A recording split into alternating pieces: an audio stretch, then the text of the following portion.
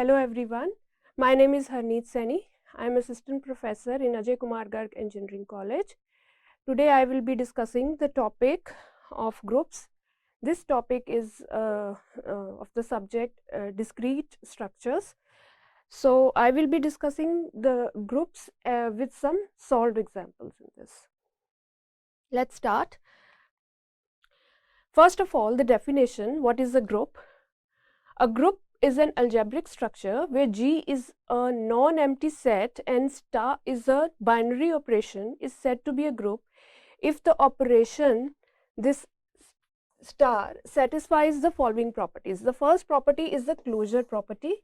Closure property means that the operation star is binary operation, that is A star B also belongs to G. If A and B are the members of the group G, then the operation A operation B should also be the member of G. Let's take an example. Suppose 1, minus 1, iota and minus iota are the groups. Then and the operation we have to perform is multiplication, right? And when we will take any two elements, right, we will perform this operation. Whatever is the output should also be present in this group, right? This is the meaning of the closure property, right? Let us suppose 1 into minus 1 is minus 1 and minus 1 is also the member of this group, right? This satisfies the closure property. Now let's take some other two elements like 1 and iota. We multiply this, we get the answer iota, and iota is also the member of this set. So this satisfies the closure property, and this closure property should be true for every two elements of the group. Second is the associative property, where we have to pick any three elements of the set and A cross B into C and A into B cross C should be equal, right? And if it is equal for every three elements in the group, then it satisfies the associative property. We will take again this, any three elements you take, like we take 1, minus 1 and iota, the answer will be minus iota, which is also the member of this. And if we take the other, this one this way, A cross B cross C, then also the answer is same and it is present in the set. So this set is a group because it satisfies closure property, associative property. Now is the identity element. Identity element is the element which, when operated with the element, we get the element again, right? Like for example, for multiplication, if we if identity is 1, right? Because any number multiplied with 1, we get the number itself. So 1 is the identity here, and identity is also the member of that set. So this satisfies identity property also here, right? Then comes the inverse. Inverse element is an element which, when operated with the element itself, we get the identity, right? So here we see like 1 into 1 we get 1, right? So 1 is the identity also, and inverse of 1 is also 1 here, right? And the inverse which we have calculated is also the member of this set.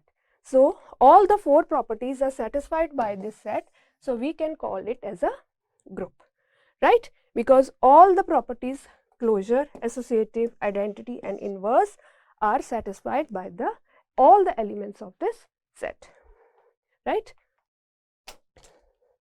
Now let's take another example.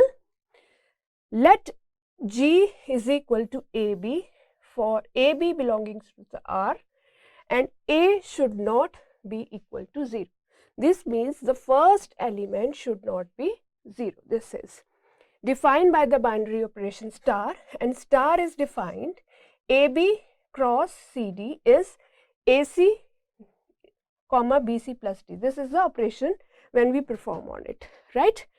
For all AB and CD belonging to G, show that G star is a group.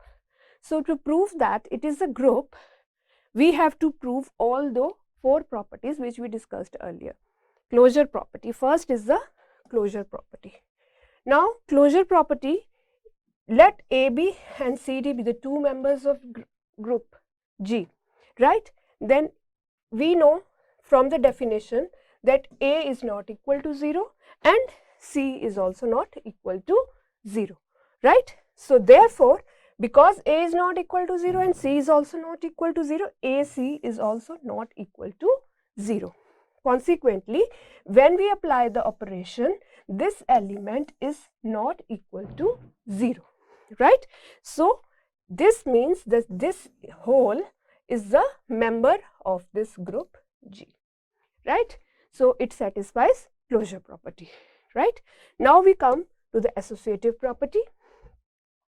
Associative property, again we have to first operate the first 2 elements, right? Here by operating this we got this AC comma BC plus D operation EF, right? Then we will perform, this will be the first element, this will be the second element now, and we again perform this operation on it, and we got this AC into E, BC plus D is the one element into E plus F plus D, here D is F, right? And again when we open the brackets we got this, right?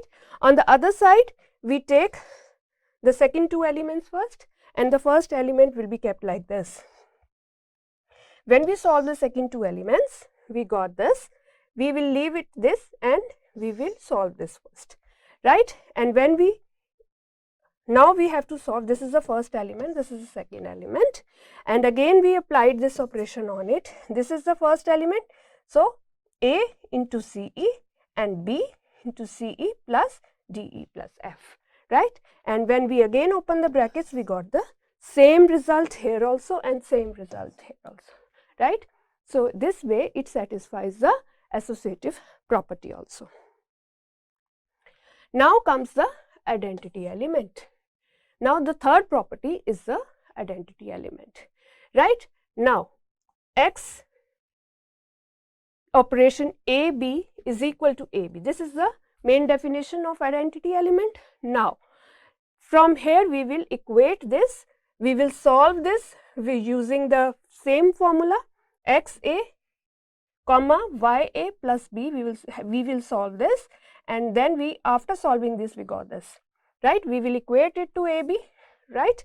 Now here the first element is equal to A and the second element is equal to B. From here we got X is equal to 1 and Y is equal to 0. Then so from here calculation we got 1 and 0 is the identity element of G, right? Now see, 1 and 0 is also the member of G because the first element is not 0, which was the definition of G. So this is also belonging to G. We got the identity element which is the member of group, right? Now the next is the inverse element. Inverse element is the element which when operated with the element itself we got identity. Now see, XY into AB we should get identity element, right?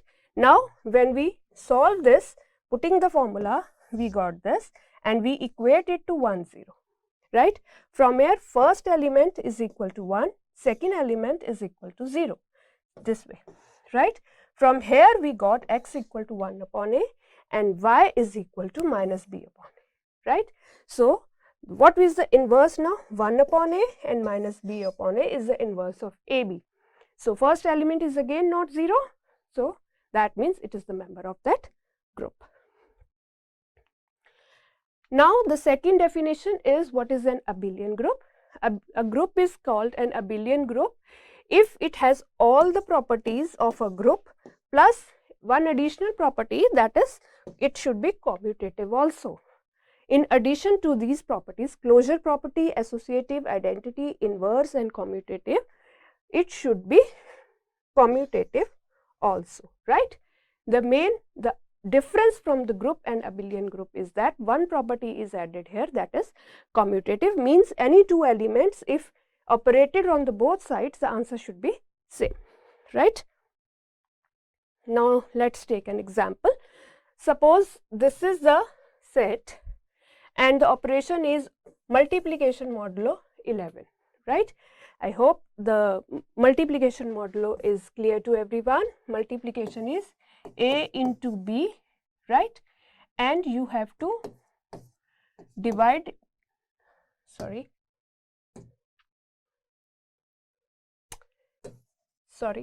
it is A divided by 11, whatever is the remainder is the answer here, right? Suppose, see here, 1 into 1 is 1 and divided by 11 we get the remainder 1. This way we have to solve it, right? 1 into 3, these are all the elements of the set, 1, 3, 4, 5, 9, 1, 3, 4, 5, 9, right? See, 1 into 1 is 1 and when divided by 11 we get the remainder 1. Similarly, we get 3, 4, 5, 9, right? Now, next row, 3 into 1, 3, 3 divided by 11 we get 3. Similarly, 3 into 3, 9, right? 9 divided by 11 we get 9 remainder, right? Similarly, 3 into 4, 12, 12 divided by 11 we get the remainder 1, right? And 3 into 5, 15, 15 divided by 11 and then we get the remainder 4, 3 into 9 and we get the remainder 5. This way we will create all the table, right?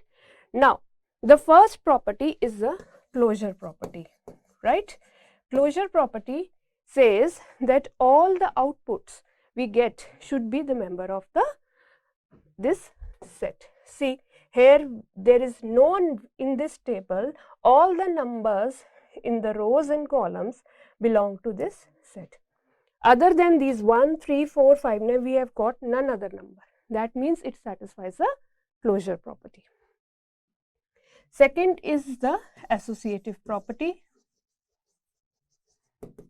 Now we can pick any 3 numbers and we can see that they are satisfying the associative property or not. Let's take 1, 3 and 4. 1, 3 and 4, right? This means 1 into 3 into 4 should be equal to 1 into 3 into 4, right? Now, 1 into 3 we got 3 into 4, 3 into 4 we got 1, right? Now, let's solve this one. 3 into 4, 3 into 4 we got 1 and 1 into 1 is again 1, right? So, we got both sides equal answers. So, this we have to check this for every 3 elements in the set, right? If this way it will, all the 3 elements will satisfy it, right? So, this means that associative property is satisfied here. Then is the identity element, third property, right? Identity element means this is multiplication. So, identity element is 1. So, 1 should be present in for every number. See here, for 1 this is the identity, 3 this is the identity, for 4 this is the identity, 5 this is the identity, 9 and this is the identity, right? Now, and this 1 is also the member of this group, right? So, identity element property is also satisfied here. Now, the fourth property is inverse, right? Now, we have to find that elements which when operated with that element we get identity element, right? Now, see here, for 1 the identity element is here. Which element we got with this, so that we got 1, that is the inverse of 1 is 1, right, which is the member of this group. Now, for 3 is the inverse of 3 is 4, which is again the member of this, right? For 4 the inverse is 3 because we got 1 here, 3 and 3 is also the member of this. 5, we got 1 here. 9 is also present here. 9, the inverse is 5 is also there, right? For every element there exists an inverse, and that inverse is the member of this set. That means it is satisfying the property of inverse, right? Now the last, for abelian group, one additional property we have to satisfy, that is commutative. That is commutative. Now if we take the transpose of this matrix, we will get again this matrix, right?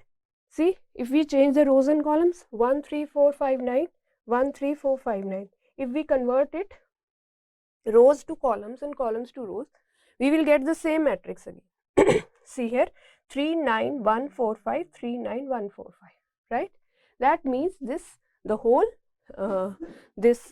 set is commutative, right? Now it is satisfying all the 5 properties, that is closure, associative, identity, inverse and commutative. So that means this is an abelian group, right? Now we come to the next definition, that is what is a cyclic group. A group G is called a cyclic if for some element G, in G every element x belonging to G is of the form a raised to power n, right, where n is some integers. So for a cyclic group we need one element from which we can generate all other elements of the group, right? That particular element is called generator of that group, right? Now here a raised to power n doesn't mean that a into a n times. No, whatever is the operation of the group, that we have to perform n times on this a, right? This means that a into a means a operation a. Operation can be anything which is on which this group is defined, right?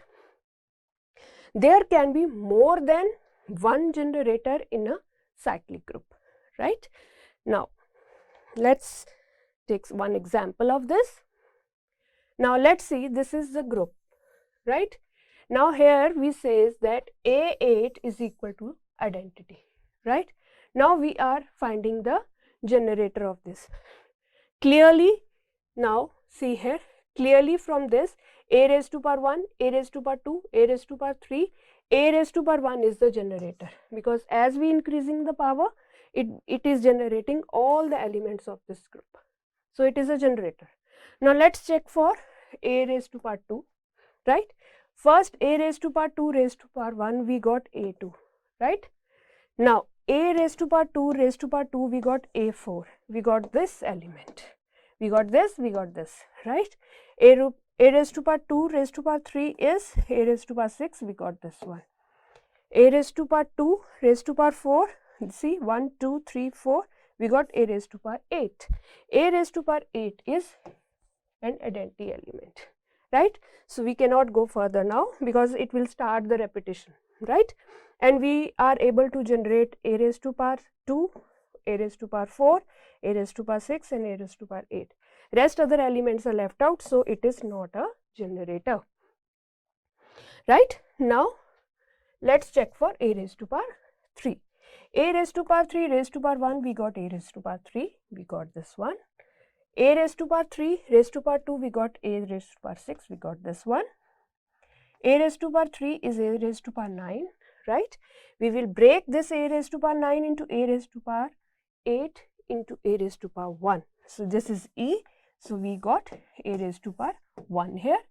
So this is generated here. Now let's take this a raised to power 3 raised to power 4 is a raised to power 12.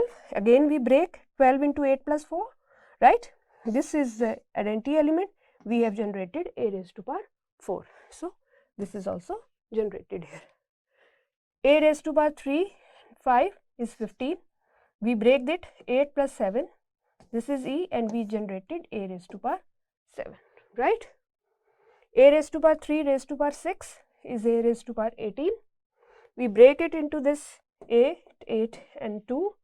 These are both are E's. So we will take it, we will cancel them and we will be left with a raised to power 2. we have generated a raised to power 2. A raised to power 3 into upon raised to power 7 is a raised to power 21, right? We will again break it into this. We will generate here a raised to power 5, because a raised to power 8 we know it is equal to e, right? Then we generated a raised to power 5 here, right? A raised to power 3 raised to power 8 now, it is 24, again we got a raised to power 8, that is e. And we have here generated all the elements of this group with using a raised to power 3.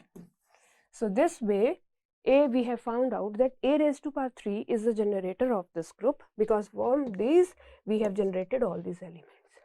Similarly, you can check for all other elements. A raised to power 5 is also generator, a raised to power 7 is also generator for this, right? Now, what is the order of the element in the group, right? The order of the element of G in a group G is the smallest positive integer n such that G raised to power n is equal to e, right? If no such integer exists, we say that G has an infinite order. The order of the element G is denoted by OG, right? Now, when we were calculating the generator, we were in the last example, when we were finding out the generators, we were finding out the powers of that particular element, right? When that element, you can take any element of that group for which you want to find the order, right? You take on the keep on taking it power till you get the identity element. E is the identity element. The number at which you get the identity element is the order of the group, order of that element in that group, sorry, right? Let's take an example. See, this is the example. G is 1 minus 1 iota and minus iota, right? It will be a multiplicative group. Find the order of every element in this. 1 is the identity element, we know, because identity of a multiplication is 1, right? Now, 1 raised to power 1 is we get 1. That means order of 1 in this is 1, right? Because for first power only we got 1, right? Now, for the second element is minus 1. Minus 1 square we get 1, right? That means for minus 1 the order is 2, right? Iota raised to power 4 we get 1. Iota means minus 1 under root, right? If we take 4 raised to power 4 we get 1, that means order of iota is 4 here. Minus iota raised to power 4 is also 1, then order of minus iota is also 4. The minimum integer we have to find from where we get the identity element, right? This way we can find out the order of any element in the group, right? Now comes homomorphisms. What is homomorphism now? Now let us say there is one group X which is made on the operation star, and there is another group or algebraic system Y which is made on the operation dot, right?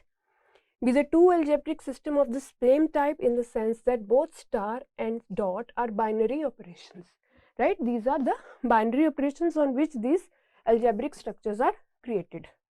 Now there is a mapping between these two.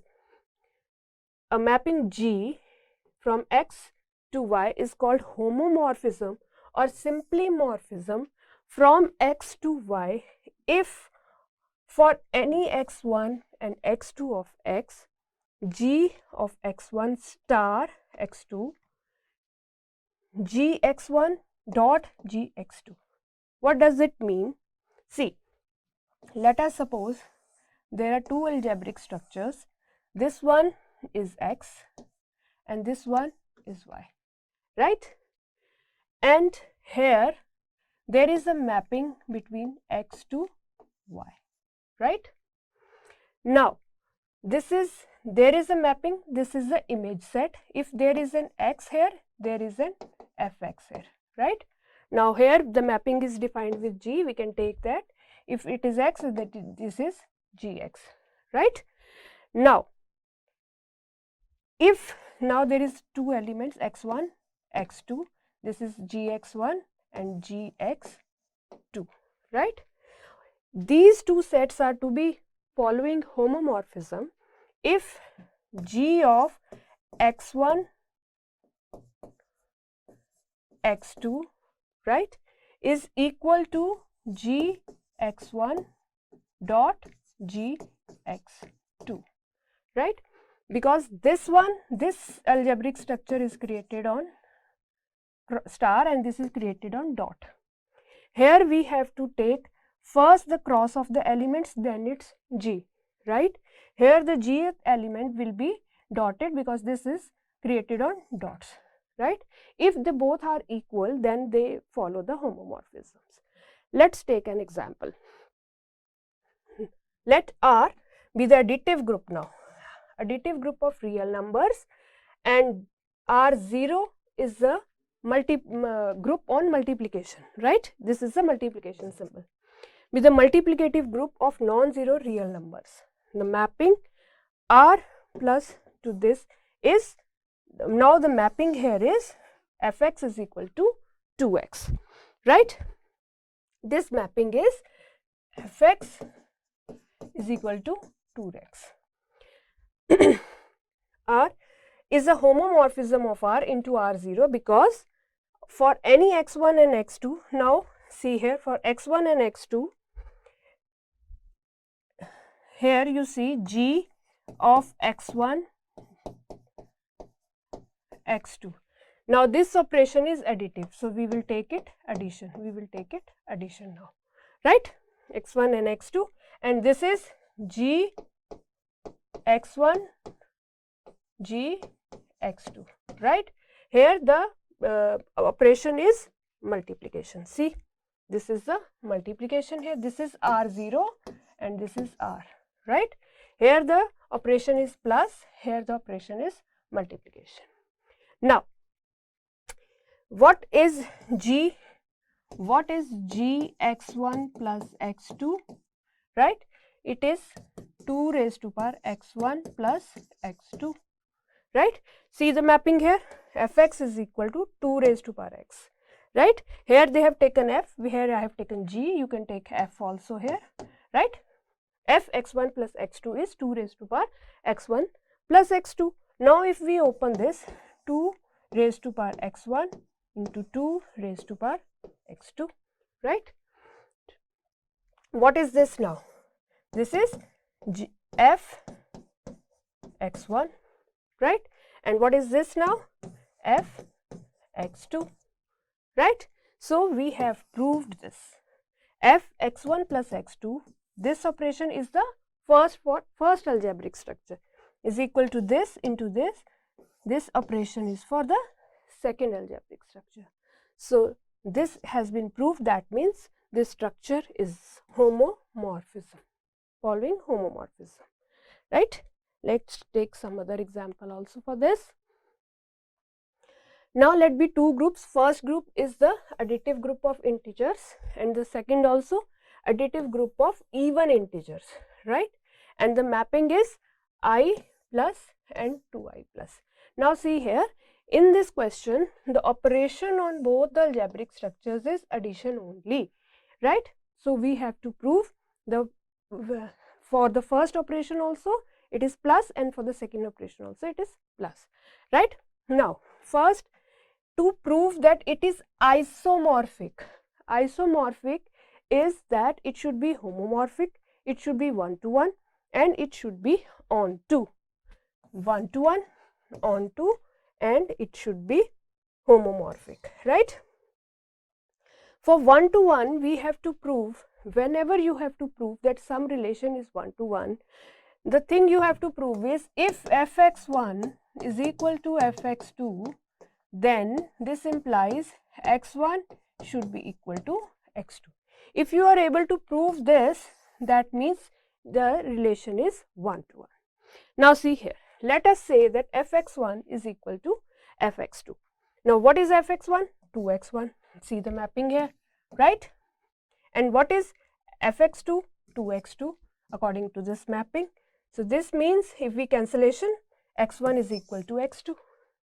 Now from this we have derived this, that means it is 1 to 1, right?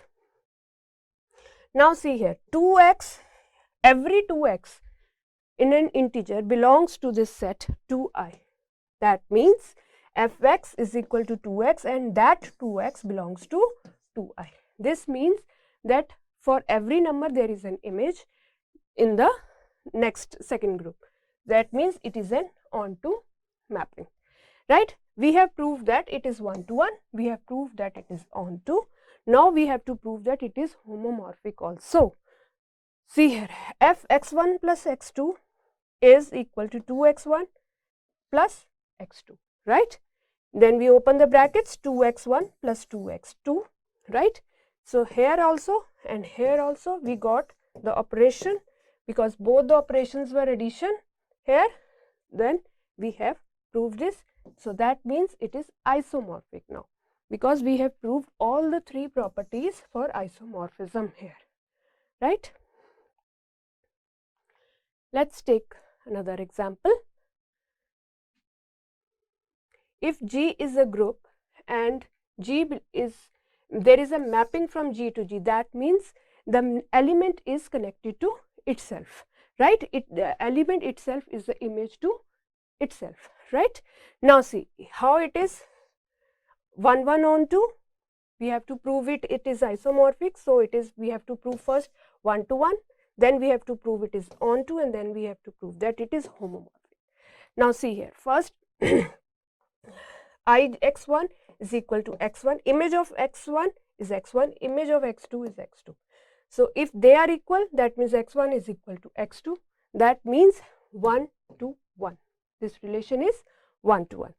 Now for the second, we have to prove that it is onto, because as every element is its own image, so there will be or every element will have an image in the codomain. So this relation is onto again. Then the last one is this one, homomorphism. See, I x1 cross x2 is equal to this. This is image and this also. The here also star, star and star. This means they are isomorphic, because both the, if G is on the star, then the its mapping is also on the star only, because it is related to itself. So both the operations will be star only, right? Here we have proved that it is homomorphic. Now let's take this example. Now this is a group G, this is group G dash, right? With the two groups, and also G is related to, G is mapped to G dash. This is a relation between them. With the isomorphism, this is already given, right? Now we have to prove that if we take the inverse of this, then we again get the isomorphism. So here it's no need to prove 1 to 1 and onto, because it is given that the groups are they are isomorphic. So it is understood that inverse is also 1 to 1 and onto, right? Now we have just to prove that it is homomorphic, right? For homomorphism, you see that from here first of all you see this x1 and x2, they x1 dash and x2 dash belongs to G dash, and from here we have x1 and x2 belongs to G. Okay. Now the image of x1 is x1 dash, image of x2 is x2 dash, right? Now if we take the inverses from here, x1 is equal to f inverse of x1 dash. From here only we have taken the inverse of this, here only we have taken the inverse. From by taking the inverse we got this, f inverse of x1 dash is equal to x1, f inverse of x2 dash is equal to x2, right? We know that this is equal because we have already know for that the groups are isomorphic. So this condition is satisfied by this condition, right? Then if we solve this, fx1, we substitute x1 dash here, For fx2 we substitute x2 dash here, right? Now we will take the inverses again. If we take the inverse again, we will get x1 cross x2 is equal to f inverse of x1 dash dot x2 dash, right? Now for x1 we will substitute the f inverse, this one, f inverse x1 dash, and for this one x2 we will substitute f1 inverse x2, right? Now see here, this operation has come this side and this operation has come that side, right? This was the second operation in this one, isomorphic, this relation, and this was the now this one is the second for this relation, this mapping, right? They are both reversed and we have proved that it is satisfying the condition of homomorphism, right? So this means the inverse is also homomorphic, right? Thank you very much.